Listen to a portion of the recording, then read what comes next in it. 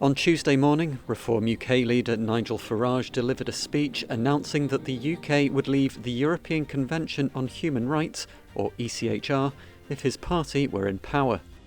This forms part of a proposed 5-year emergency programme to detain and deport illegal migrants and deter future arrivals should Reform UK be elected to government.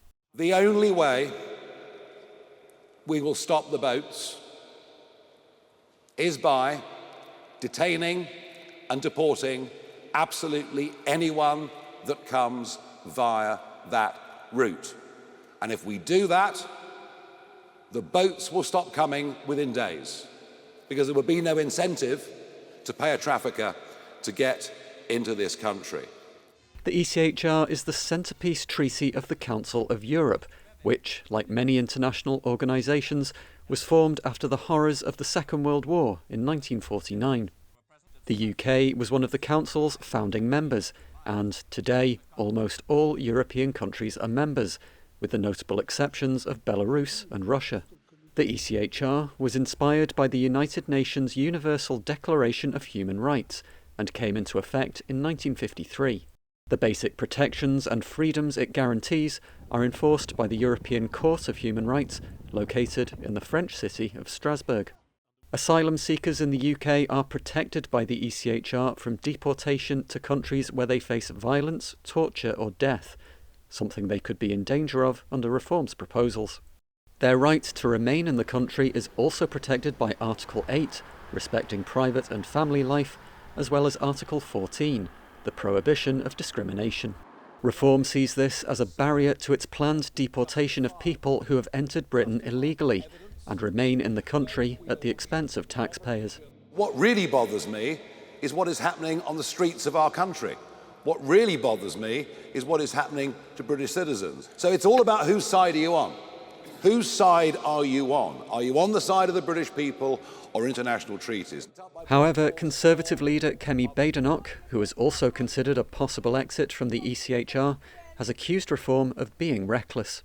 Saying you're going to leave the ECHR is not a plan. It's going to have a lot of impact on things like the Good Friday Agreement. It's going to impact on so many other laws. How do we make sure that if we have to do this, we do it in a way that doesn't destabilise our country or our economy?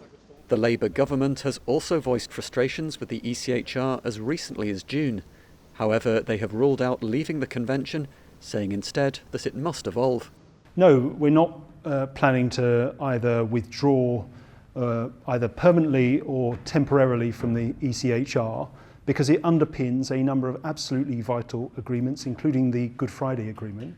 That's not to say that we don't think the convention requires reform. We're making the case for reform in Europe. Meanwhile, the Lib Dems have accused Reform UK of ripping up human rights. Nigel Farage helped cause this problem in the first place. Brexit has meant that we're not able to force the French to take illegal immigrants coming over on small boats back. Now we have to do deals with them, and previously we could force them to take these people back. So Nigel Farage should have apologised today and not come up with pie-in-the-sky policies which frankly are aping Vladimir Putin and Russia by pulling out of the ECHR. One human rights lawyer has also warned about the impact of withdrawal from the ECHR on all UK residents. Well, I think if we were to come out of all these important, hard fought for conventions that protect the rights of migrants but also protect the rights of British citizens, I think it would be a bad day for Britain. How would Britain be seen? You know, we condemn countries and their leaders as being despotic when they refuse to sign up to some of those treaties. I think it would be a really grim day. However, as recent protests have shown, immigration, small boats and asylum hotels are fast becoming defining features of British politics. Reform UK's plan would not only mean an exit from the ECHR, but also from the UN's 1951 Refugee Convention. These would be drastic steps for the UK, a country underpinned by democratic principles, the rule of law, and the protection of human rights and civil liberties. Reform only have 4 MPs, and so are a long way off being in government.